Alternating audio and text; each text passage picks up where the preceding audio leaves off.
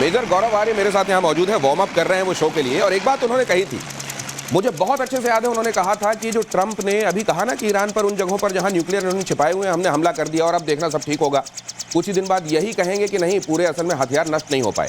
अब ये कहा जा रहा है, कैसे वो आगे खबरों में बताऊंगा। और उधर मुनीर से जान को खतरा इमरान खान बता रहे हैं। इसका मतलब ये है कि आने वाले दिनों में गृह युद्ध की तरफ पाकिस्तान निश्चित रूप से बढ़ रहा है। पहले ही फाका मस्ती चल रही है, उधारी पर जीवन चल रहा है, भीख मांगकर काम चल रहा है। और ऐसे में ये हालात गृह युद्ध वाले अगर आ गए तो पाकिस्तान में अस्थिरता भारत के लिए एक बड़ा सिरदर्द है। इसको भी समझेंगे। मेरे साथ है मार्शल पीके श्रीवास्तव, मेजर गौरव आर्य के साथ चर्चा शुरू करते हैं। लेकिन पहले खबर देखिए, चीन, श्रीलंका और इंडोनेशिया के दौरे पर पाकिस्तान का फील्ड मार्शल आसिम मुनीर दौरे में चीनी हथियारों की मार्केटिंग करेगा। जनरल मुनीर चीन के ड्रोन, फाइटर्स, मिसाइल सिस्टम की मार्केटिंग, खुफिया जानकारी साझा करने, रक्षा खरीद पर बात होगी। हथियार चाइना का मार्केटिंग फील्ड मार्शल करेंगे, ये कैसी खबर है सर? समझाइए जरा, ये क्या हो रहा है? देखिए साहब, एक तरफ पानी, दूसरी तरफ अफगानी।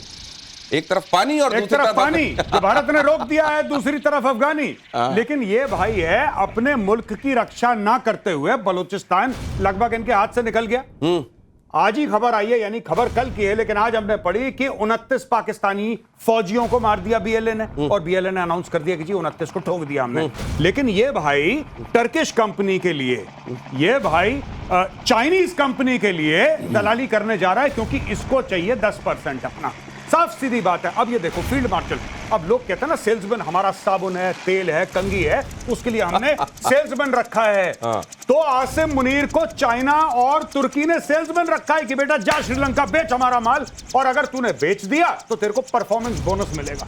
हो सकता है मोटरसाइकिल मिल जाए, हो सकता है माइक्रोवेव ओवन मिल जाए। दिनेश, जो गौरव बोल रहे बिल्कुल सही है। आप ये समझिए, जो माल चल नहीं रहा है, जो टूटा फूटा माल है, उसको बेचने में कितनी मेहनत लगेगी। उसके लिए फील्ड मार्शल चाहिए। उसके आम आदमी थोड़ा ना बेच सकता, आपको तो फील्ड मार्शल चाहिए उसे बेचने के लिए।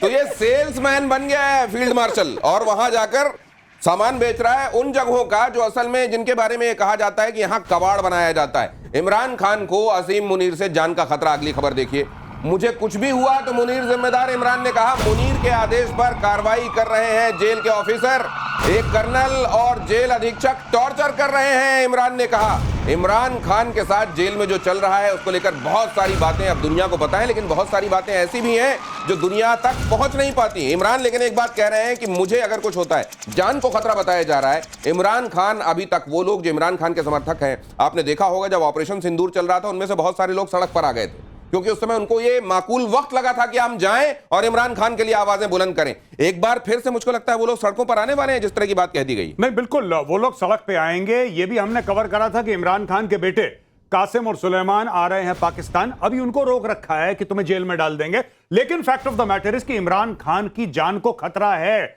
और ये आसिम मुनीर चाहेगा कि इमरान खान को रास्ते से हटा दें। पता है क्यों दिनेश भाई? क्यों? क्योंकि एक हेल्दी इमरान खान, एक फ्री इमरान खान सबसे पहले आसिम मुनीर की कुर्सी खाएगा, सबसे पहले। क्योंकि अगर इसको खतरा है पूरे पाकिस्तान में किसी से, अगर एक बंदा है जो आसिम मुनीर को कान पकड़ के इसकी कुर्सी से नीचे घसीट सकता है, दैट इज इमरान खान नियाजी। बाकी तो इसके टटपूजिए चेले चपाटे हैं, ये जरदारी फरदारी, ये नवाज शरीफ वगैरह, शहबाज, दे आर नोबडी। एक ही है बंदा जो इसको फेस ऑफ करके इसको नीचे डाउन कर सकता है, दैट इज इमरान खान। इसलिए उसकी जान के पीछे पड़ा है। इसीलिए इमरान खान की जान के ये लोग प्यासे हो गए हैं। और इमरान खान की एक्स वाइफ करने वाली है अब राजनीति में एंट्री। रेहम खान ने पाकिस्तान में बनाई अपनी पार्टी। पंजाब प्रांत का मुख्यमंत्री बनना उनका पहला मकसद है। पहला गोल उन्होंने मुख्यमंत्री बनना फिक्स किया। इमरान की पार्टी की मान्यता हो चुकी है खत्म। तो ये अचानक ये जो मैं सुन रहा हूं, रेहम के दोनों बच्चे हैं जिनका नाम आपने लिया, जमाइमा के, जमाइमा के। और इधर हम देख रहे हैं कि इनका ये क्या अब इमरान खान के परिवार ने, एक्स वाला ही परिवार क्यों ना हो, ये सोचा है कि वहां की राजनीति में अब भूचाल लाना। देखिए, रेहम खान डे वन से, जमाइमा गोल्डस्मिथ इमरान खान के लिए खड़ी रही, चाहे वो डाइवोर्स हो गया कोई बात नहीं। जमाइमा गोल्डस्मिथ कभी इमरान खान के खिलाफ नहीं बोलती, रादर इमरान खान के ऊपर जब जुल्म हुआ तो गोल्डस्मिथ खड़ी रही उसके साथ। लेकिन रेहम खान ने अपनी किताब लिखी, जिस किताब का नाम भी रेहम खान था, और उसने इमरान खान के बारे में दसियों ऐसी बात करी जो उसको शायद नहीं करनी चाहिए थी। आज की तारीख में मैं आपको खुल के बता रहा हूं, आप चेक कर लेना, ये बात सामने सच निकलेगी। आज ये मेरी प्रोफेसी है, मेरी भविष्यवाणी है, रेहम खान को आईएसआई लेकर आई है। एब्सोल्यूट। और रेहम खान को आईएसआई लाई है, इसको प्लांट करा गया है, और ये जो है ना, क्योंकि देखो घर का भेदी लंका ढाए, इमरान खान को कौन गिरा सकता है? आसिम मुनीर की औकात नहीं है। उसको घर का बंदा चाहिए जो उसको पीछे से चाकू उसकी पीठ पे मारे और उसके साथ गद्दारी करे। वो करेगी रेहम खान, आप लिख के ले लेना, लिख। और ये क्या बोलेंगे, एक और बात बता दूं, ये जब उसके बेटे आएंगे ना, दोनों जमाइमा गोल्डस्मिथ और इमरान खान के 2 बेटे जब आएंगे यहां पे, तो क्या बोलेंगे कि वो यहूदी है। ये मैं अभी स्क्रिप्ट बताता हूं आईएसआई की, आईएसपीआर की।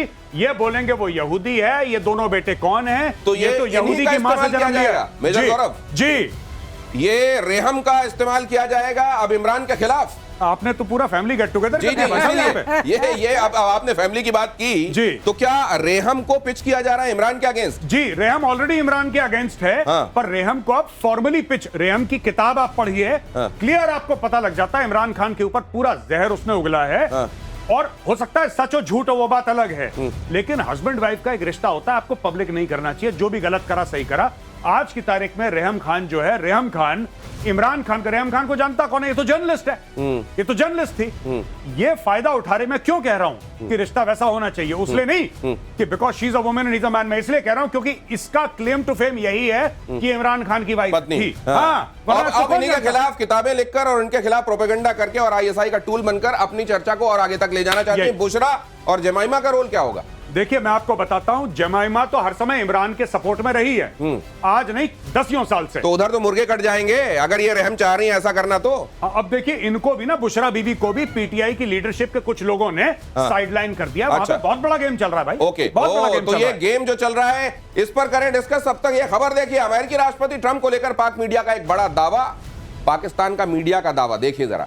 18 सितंबर को ट्रंप का पाकिस्तान दौरा होगा। पाकिस्तान मीडिया कह रही है भारत जाते या वापसी में इस्लामाबाद आएंगे ट्रंप। पाकिस्तान मीडिया का दावा है। व्हाइट हाउस के मुताबिक 17 से 19 सितंबर तक ब्रिटेन में रहने वाले ट्रंप। तो व्हाइट हाउस कह रहा है कि भाई ये तो ब्रिटेन जा रहे हैं, और पाकिस्तान का मीडिया हमारे ट्रंप आएंगे। लेकिन चाइना बड़ा मारेगा सर, वो आ नहीं रहे और ये कह रहे हैं आ रहे हैं। ये पिटेंगे, इनकी पिटने की आदत है, इसलिए हमेशा गौरव कहते हैं कि इनको कितना भी पीटो उसके बाद झाड़ जोड़ के खड़े जाते हैं कि भाई हमारी तो कोई पिटाई नहीं हुई। ये क्यों कह रहे हैं? लेकिन एक बात आपने नोटिस किया, कह रहे हैं भारत से जाते समय हमारे पास आएंगे। अब भी उसमें हम आते या जाते में, आते जाते समय जब भारत से आएंगे, इसका मतलब इन्होंने आइटोनी बना लिया कि वहां जा रहे हैं यूके में, वहां से भारत आएंगे। जब भारत से जाएंगे तो हमें भी हेलो करते निकल जाएंगे।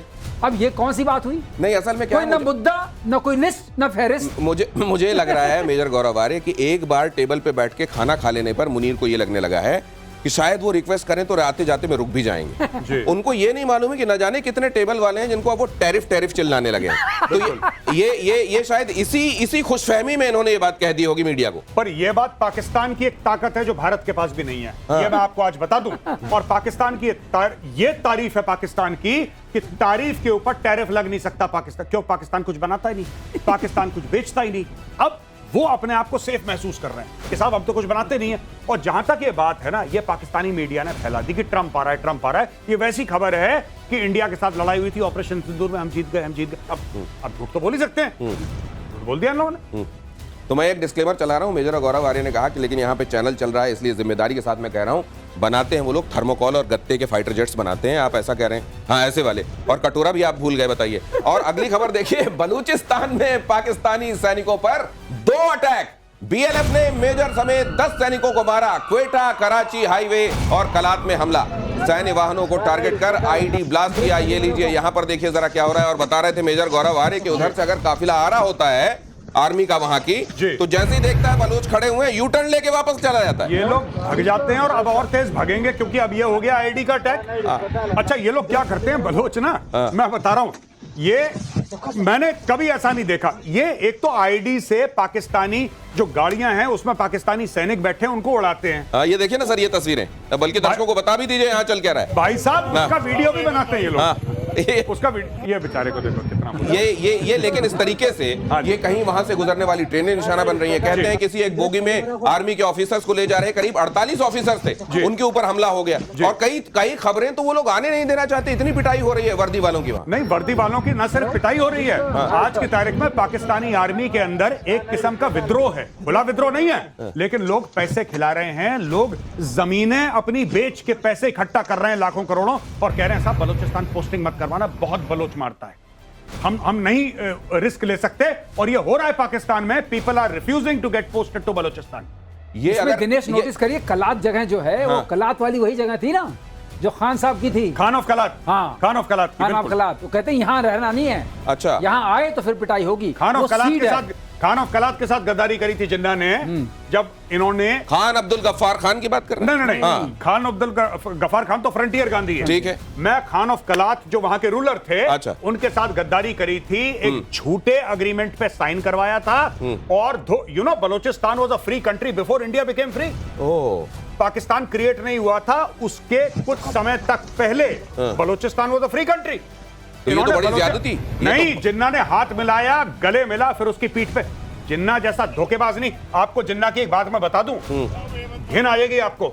जिन्ना का एक पारसी दोस्त था, उसकी 14 साल की बेटी, जो उसको मतलब मानती थी कि मेरे बाप का दोस्त है। जिन्ना उस अपने दोस्त को, जिसके साथ जिन्ना ने हम प्याला हम निवाला, उसको अपना भाई मानता था, उसकी 14 साल की बेटी के साथ जिन्ना भाग गया था। भाई ये जिन्ना का कैरेक्टर है, ये जिन्ना का कैरेक्टर है, और ऐसे कैरेक्टर वाले जिन्ना कायदे आजम है पाकिस्तान के। पाकिस्तान ने तुर्की के साथ ड्रोन डील को रद्द किया। अगली खबर देखिए, 7,500 करोड़ रुपयों की ड्रोन डील रद्द। ऑपरेशन सिंदूर में फेल हुए थे तुर्की के ड्रोन। भारतीय एयर डिफेंस सिस्टम ने तुर्की के ड्रोन को नाकाम कर दिया था। ये हिमाकत कि भीख मांग के हथियार लेने वाला देश कह रहा है हमको तुम्हारे ड्रोन नहीं चाहिए। देखो, ये पहली बार हुआ कि एक सही काम किया। जो ड्रोन किसी काम के नहीं है उनको लेके क्या करना था, मगर अंदर की बात ये होगी जो गौरव हमेशा बताते हैं, पैसे ही नहीं थे, तुर्की ने ही डील खत्म कर दी होगी। अच्छा, अब ये बता रहे हैं कि हमने खत्म कर दी। अंगूर खट्टे हैं, अंगूर खट्टे हैं। आप एडवांस दोगे नहीं और ड्रोन ले लोगे। सिर्फ अंगूर खट्टे नहीं है। अब आप देखिए, इस खबर को पहली खबर से मिलाइए। बात यह है कि Pakistan, according to this news, ये खबर कहती है कि पाकिस्तान कह रहा है कि हमें तुर्की के ड्रोन इस्तेमाल नहीं करना है। तो आसिम मुनीर बेच क्या रहा है? ओह, अच्छा, वो अच्छा, भाई अच्छा। कह रहा है कि हम इस्तेमाल नहीं करेंगे, लेकिन बेच के अगर तुम मुझे 10% दे दोगे तो चलेगा, फिर मैं कूड़ा भी बेच दूंगा। मतलब मैं नहीं खरीदूंगा, लेकिन इस सामान का सेल्समैन बन जाऊंगा। हाँ, ये देखिए, ये बड़ी खबर है। और वैसे में जब टर्की ने केवल ड्रोन नहीं दिए थे, अपने पायलट तक दिए थे कि वो जो उनको कंट्रोल करेंगे, चलाएंगे, और उनकी वहां मौत तक हुई थी ऑपरेशन सिंदूर में। और ऐसे में अगर वो कह रहा है कि मैं ड्रोन नहीं लूंगा, तो बेशक ये पोस्टरिंग हो, बेशक जेब में पैसे नहीं हो, इसलिए वो ऐसा कह रहा हो, लेकिन टर्की आज नहीं तो कल इस बात को गांठ की तरह अपने पास रखेगा और इसका बदला जरूर लेगा। भारतीय सेना को मिली 48,000 AK-203 गन। अब ये AK-203 क्या है? AK-47 तो आप सुनते रहे, अभी बताएंगे हमारे एक्सपर्ट्स। दुनिया की सबसे खतरनाक मेड इन इंडिया राइफल। हर महीने 12,000 राइफल्स बनाने का टारगेट है। हर महीने 12,000 राइफलें, सालाना करीब 1.5 लाख राइफलें बनाई जाएंगी, और ये आपके ही अपने देश में अमेठी में बनाई जा रही है राइफल। बाकी बताएंगे मेजर गौरव आर्य। जी, ये जो AK सीरीज हैं, ये भारत के लिए क्यों अच्छी मानी गई? क्योंकि Indian army has been using this for a very long time. Sir, ये वही है ऑटोमेटिक क्लाशनिकोव जिसको AK कहते हैं, वही है ये सर? ये जी, ये अच्छा। ये वही है, रशियन है, और उसका लेटेस्ट वर्जन है AK-203, जैसे आपने बताया कि अमेठी में बन रही है। ये है 7.62 × 39, ये इसका कैलिबर है। बहुत शानदार वेपन है, और मैं इसको देख चुका हूं, पकड़ चुका हूं, और फायरिंग रेंज में हम लोग थे। मैं गया था शूट करने के लिए, और मैंने देखा बहुत स्टेबल वेपन है। AK-47 जो है इतना स्टेबल नहीं है। अच्छा, इट इज नॉट स्टेबल। मतलब AK-47 ये है कि रिलायबल बड़ा है भाई, कीचड़ में चला जाए, कुछ भी चला जाए, चलेगा। पर जब AK-47 को जब आप फायर करते हैं तो उसका जो मजल ऐसे राइज करता है 1 बजे और 2 बजे के बीच में, जैसे 12 बजे, 1 बजे, 2 बजे, उसके बीच में राइज करता है उसका मजल AK-47 का। ये ऐसा है, अगर आप ऑटोमेटिक फायर करें तो बिल्कुल सीधा स्टेबल वेपन है ये। अच्छा, ये बहुत स्टेबल वेपन है। बड़ी इंपॉर्टेंट बात आप बता रहे हैं। ये AK-47 को लेकर, ये जो आप उसकी नली को लेकर बता रहे हैं, कि अगर आपने, ये थोड़ा क्लोज कीजिए जरा, ये बताएंगे इसको, अगर आप जब आप बंदूक चलाते हैं, और बंदूक, और जाहिर है ये काइनेटिक एक्शन है, जब आप बंदूक चलाते हैं तो उसमें फायर तो होता है, लेकिन बंदूक हिलती है। बंदूक हिलना, मेरे ख्याल से आप ये बता रहे हैं कि जब फायर किया जाता है तो बंदूक जब हिलती है, इसमें हिलन कम है। जी, मजल लिफ्ट होता है जब आप वेपन फायर करते हैं, तो मजल लिफ्ट होता है, क्योंकि लगातार ये 500-600 राउंड पर मिनट की स्पीड से फायर करता है, तो वेपन ऊपर की तरफ जाता है, ऊपर की तरफ उठता है। AK-47 में बहुत होता है ये, लेकिन AK-203 में इसका लिफ्ट बहुत कम है, और ये वेपन एकदम स्टेबल रहता है। तो जैसे आपने ये फायर करा, तो ये ऐसे लगातार फायर करेगा और लिफ्ट इसका कम है, यानी कि एक्यूरेसी बहुत ज्यादा है। मतलब आप ये कह रहे हैं कि AK-47 के साथ तो ये था कि वो कीचड़ में चला जाए, पानी में चला जाए, कहीं भी अगर चलाओगे तो चलेगा, लेकिन इसकी खासियत यह है कि चलेगी भी और निशाना भी एकदम अचूक रहेगा, हिलेगी नहीं। और इसके लिए सबसे बड़ी बात यह है कि आपको इंडियन आर्मी को इसको सिखा, कोई भी हथियार आता है आपको सिखाना पड़ेगा। इंडियन आर्मी का कोई भी जवान या अफसर उसके आंख में पट्टी बांध दीजिए और उससे कहिए भाई साहब ये AK सीरीज का वेपन है, वो अपनी नींद में आंख में पट्टी बांध के रात के 2 बजे उसको फायर कर लेगा, उसको सिखाने की जरूरत नहीं है, क्योंकि उसने कश्मीर में, उसने सियाचिन में, उसने नॉर्थ ईस्ट में, उसने ऑपरेशन पवन में, उसने हर जगह तो यूज कर रही है AK सिखाने की जरूरत नहीं है। AK सिखाने की, लेकिन आप इसको श्रीवास्तव सर, आत्मनिर्भरता के मामले में एक और बड़ा कदम भारत ने उठाया, बहुत बड़ा कदम। हमारी पूरी इन्फेंट्री की जो राइफल्स हैं वो अपने आप में इंडिपेंडेंट हो गई। हाँ? आप ये समझिए एम्यूनिशन और उसको चलाने की जो चीज है, जैसे इस केस में AK सर, लेकिन इतना प्रोडक्शन अगर ये हो रहा है तो क्या ये जो मौजूदा AK है उसको रिप्लेस करेगी? टोटली उसी के लिए बना है। ये इंसास जो है हमारी 5.56 इंसास है सर, बिल्कुल ठीक कह रहे हैं कि AK को भी रिप्लेस करेगी जो है। और जो हमारे पास इंसास है राइफल जो हम लोग यूज करते चले आए हैं और पिछले आई थिंक 30 इयर्स से हम लोग इस्तेमाल कर रहे हैं इंसास को, जो कि इतनी अच्छी राइफल नहीं है बाय द वे, क्योंकि मैं AK के साथ भी मैंने ऑपरेशन करे हैं, ड्यूटी करी है और मैंने इंसास के साथ भी करी है। मैं जिम्मेदारी के साथ कहता हूं कि AK platform is 100 times better than INSAS, 100 times better. Globally recognised platform है, ऐसा नहीं कि हम ही लोग कह रहे हैं, वर्ल्ड ओवर लोग मानते हैं कि AK सीरीज जो है अपने आप में बहुत सक्षम और तो रशिया ने इसको बनाया था, वहीं के एक ये सैनिक थे क्लाशनिकोव, जिनके नाम पर इसका नाम है, ऑटोमेटिक क्लाशनिकोव। इसी सीरीज का 47 अभी तक आप देखते रहे। अब ये भारत ने बनाया है अपने घर में AK ही सीरीज का ये राइफल, और मिडिल ईस्ट में चौतरफा वॉर फ्रंट खुले हुए हैं। इजराइल ने एक साथ खोला है मोर्चा, सीरिया, यमन, लेबनान और तेहरान में तनाव, इतनी सारी लड़ाइयां, ये हम हर दिन चर्चा करते हैं। इजराइल को हैट्स ऑफ है, सैल्यूट है, अपनी आत्मरक्षा के लिए, अपने अस्तित्व को बचाने के लिए देखिए उसकी लड़ाई, और बगैर चेहरे में कोई शिकन ये लड़ाई लड़ते हैं इतनी सारी जगहों पर। इसको जरा देखिए, ये PK श्रीवास्तव सर, ये जरा समझाइए सर, ये इतनी सारी जगहों पर घिरा हुआ इजराइल, देखिए इसको, देखिए जरा इसका आकार देखिए।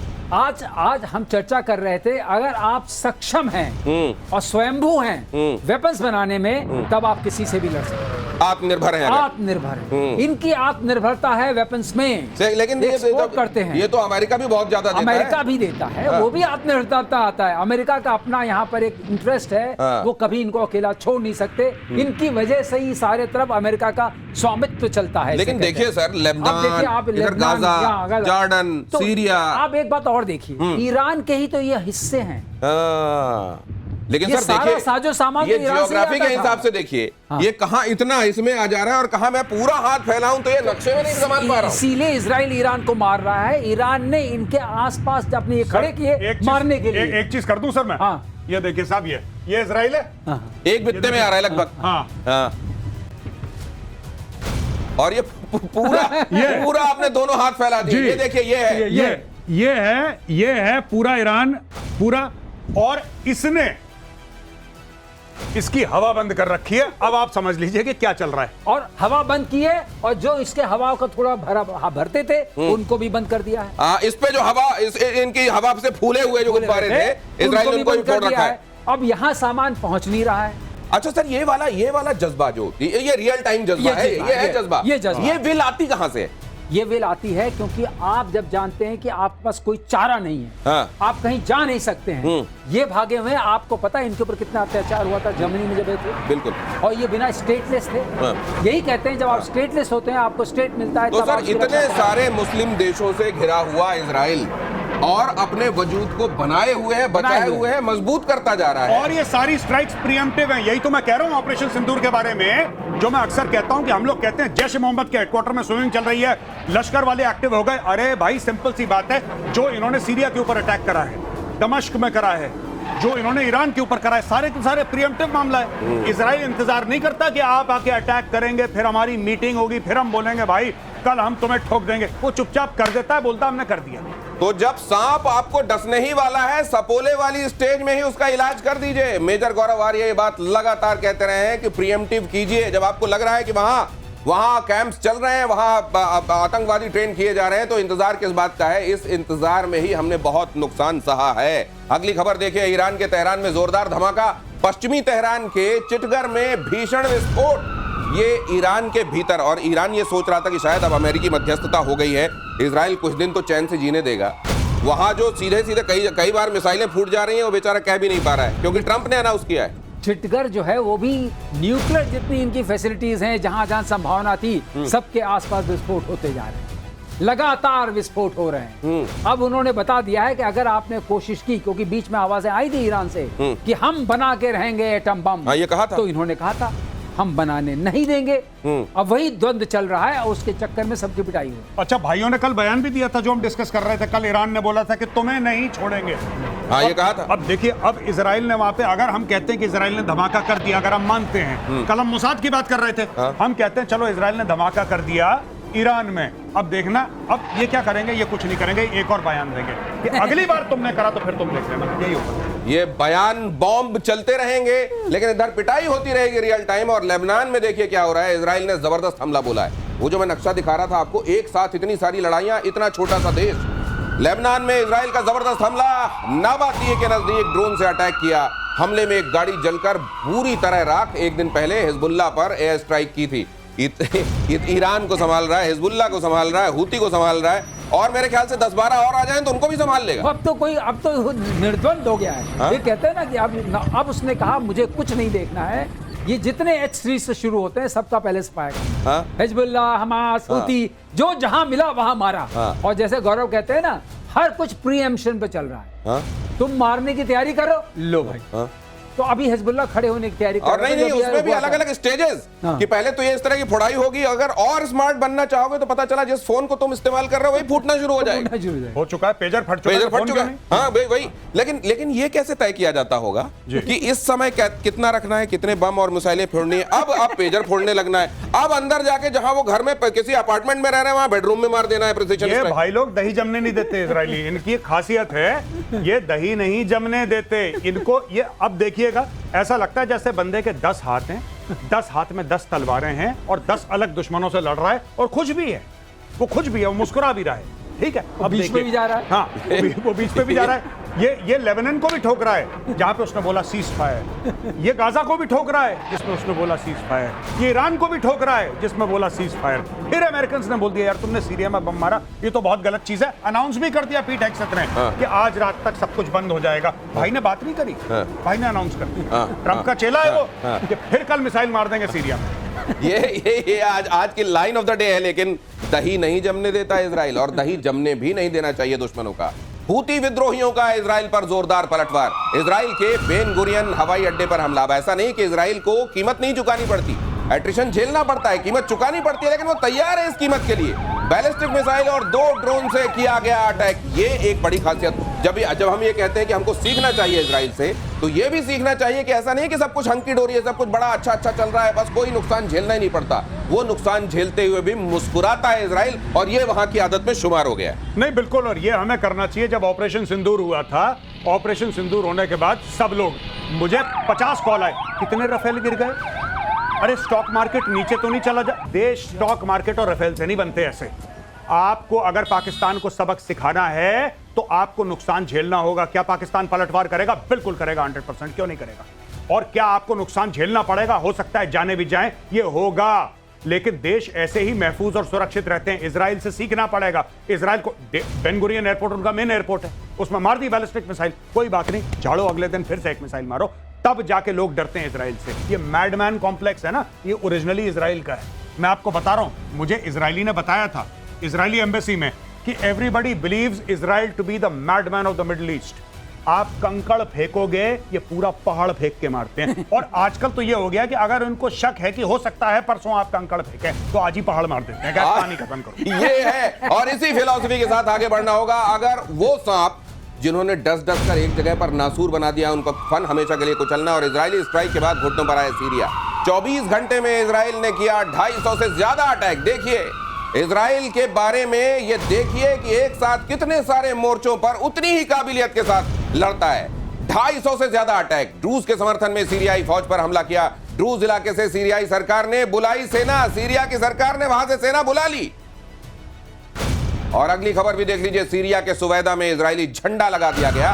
रूस समुदाय के लोगों ने लहराया इजरायली झंडा। रूस को बचाने के लिए इजराइल ने किया था अटैक। सीरियाई सेना के लौटने के बाद लगाया गया ये झंडा। जैसे ही फौज वहां से वापस आई, ये देखिए झंडा लहराया वहां। दिनेश, तुमको जान के ताज्जुब होगा लड़ाई किससे शुरू हुई। रूस का एक इन्होंने मर्चेंट जो है पकड़ लिया था और उसको ले आकर के इन्होंने मार दिया। उसके बाद ड्रूज ने मारा, 200-300 लोग मारे गए और तब ये इजरायली अटैक शुरू हुआ जब सीरियाई सेना आई उनको सपोर्ट करने। नहीं, हमारे दर्शक अब तक ईरान और इजराइल के बारे में मोटा मोटा जानने लगे हैं, लेकिन जरा ये सीरिया वाला पूरा ये लफड़ा गया, ये तो समझाइए हमारे दर्शकों को 2 लाइन। सीरिया में भी एक रेबेल ग्रुप है और वो ड्रूज से उनकी लड़ाई चलती है। ठीक है। ड्रूज जो है वो इजराइल समर्थक है। इजराइल ये चाहता है कि जो हमारे बॉर्डर के किनारे जो सीरिया से लगता है वहां ड्रूज रहें। ठीक है। और ड्रूज के बहुत सारे लोग जो हैं इजरायली सेना में भी हैं। तो ये हो गई स्थिति। अब स्थिति में हुआ क्या कि ड्रूज की कम्युनिटी से एक मर्चेंट को, जैसे यहाँ 7 अक्टूबर को झगड़ा शुरू हुआ था, उसके एक आदमी को जो कि ट्रेडर था उसको इन लोगों ने उठा लिया, रिबेल्स ने, जो सीरिया को सपोर्ट करते हैं। ट्रेडर की वजह से हो रहा है, एक ट्रेडर की वजह से, और उसको किडनैप करके उसको मार दिया। उसके बाद रूस ने उन पर हमला किया। उस मार में पीठ में 200 से 300 लोग मारे गए। यहाँ तक तो ठीक था। ये मामला रिबेल्स और रूस के बीच में था। तब सीरियाई सेना आई उनके समर्थन में, तब इजराइल गए, उन्होंने ठोका। और एक और चीज ये देखिए सर, वहाँ का हाल क्या है। जी। एंकर्स और रिपोर्टर्स वहाँ भाग रहे हैं अपनी अपनी जगहों से। सीरिया में ये हाल हो गया है। और वो ईरान वाला मामला तो हमने देखा ही था। वही था एग्जैक्टली। और जो ड्रूज हैं वो शिया मुसलमान हैं और ये अहमद अल शरा ये सुन्नी है। और अहमद अल शरा जो आज की तारीख में राष्ट्रपति है सीरिया का, ये आज से साल भर पहले इस्लामिक स्टेट और अल कायदा का टेररिस्ट था, जिसके ऊपर अमेरिका ने $15 मिलियन का रिवॉर्ड रखा था। जिंदा या मुर्दा चाहिए। आज की तारीख में ट्रंप इसके साथ हाथ मिला रहा है। ये है जियोपॉलिटिक्स। तो जियोपॉलिटिक्स में ये भी समझना पड़ेगा कि जो लोग उम्मा की बात करते हैं, ये कहते हैं कि कलमा नहीं पढ़ते आते तो गोली मार देंगे। जी। अगर पूरी दुनिया में इस्लाम का राज होगा तब हमारा पूरा सब कुछ ठीक हो जाएगा। जी। तो फिर ये शिया सुन्नी क्यों लड़ते हैं आपस में?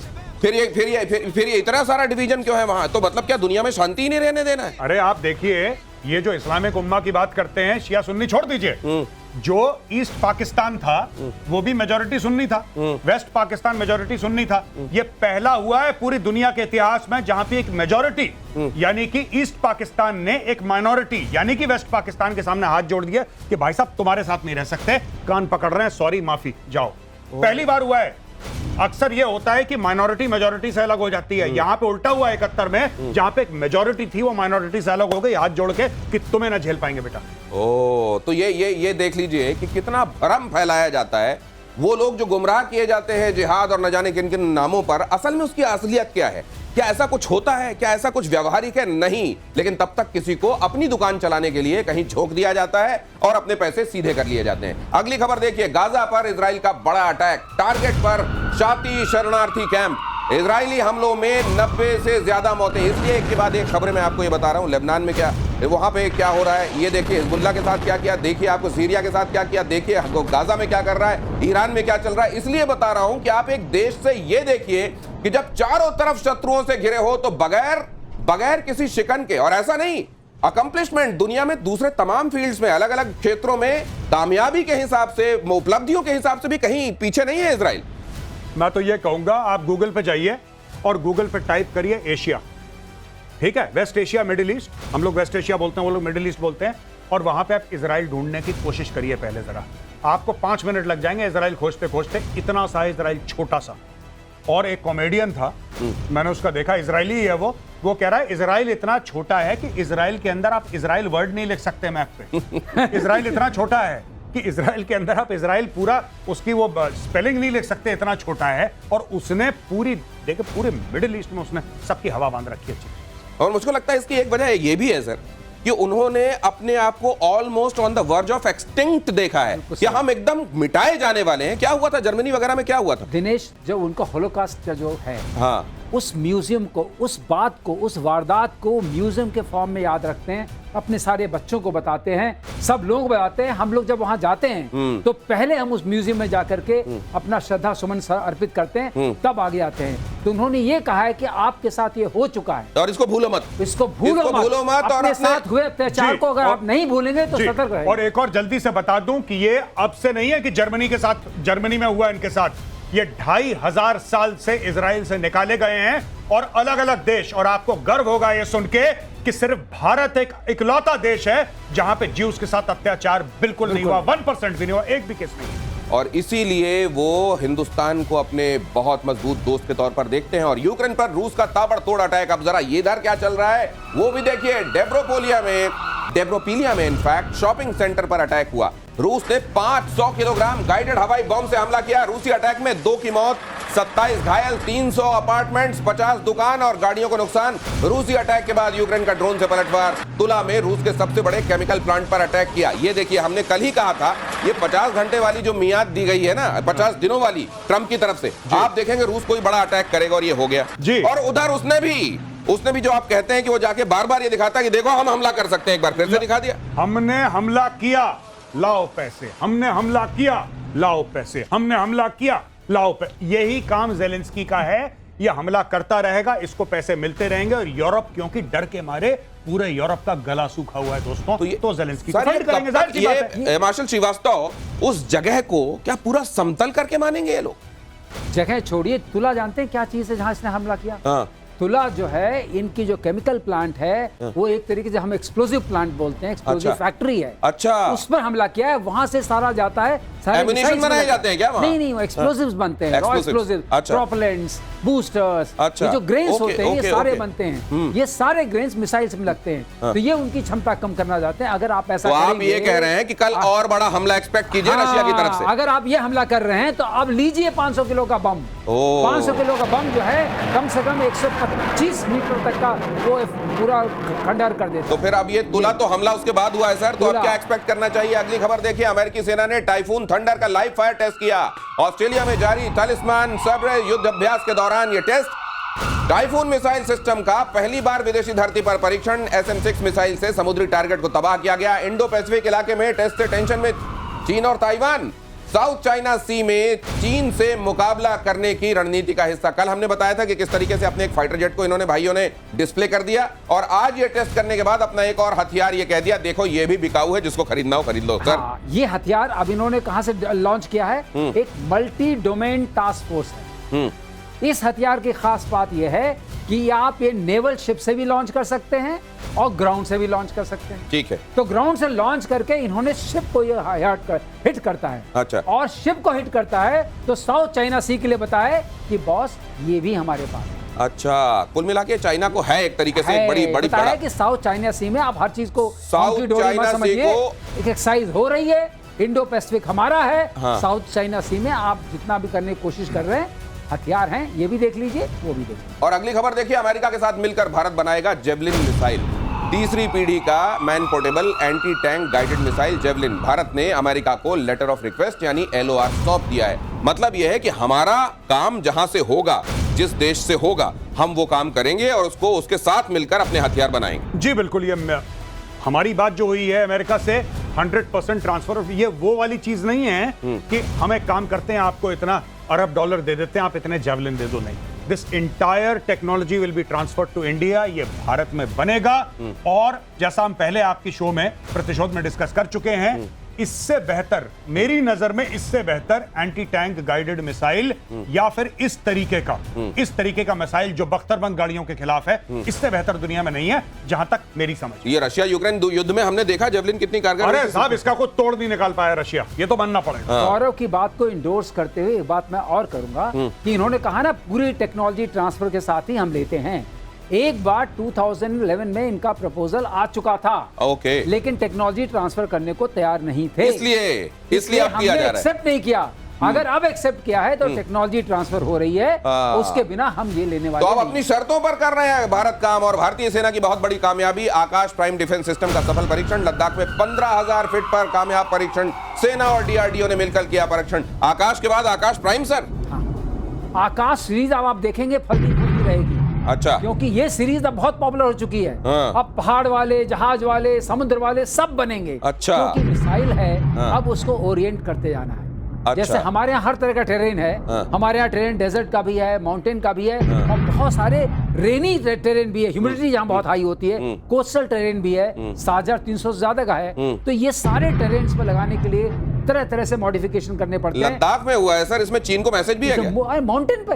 हाँ। इसीलिए तो चीन को सबसे बड़ा मैसेज है। हाँ। अगर ये वहां जा सकती है, हल्की हो गई है, उस हवा में चल सकती है और सब कुछ, और ठंडे में चल सकती है, तो ये सब एक कुछ हो एक चुका ये है। खबर बताते हुए आज आपसे विदा लूंगा। सिंधु जल समझौते में चीन की एंट्री है, खबर फ्लैश कीजिए।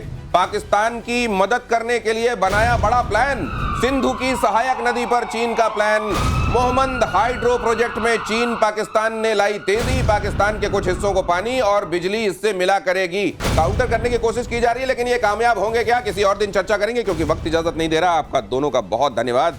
जय हिंद। जय।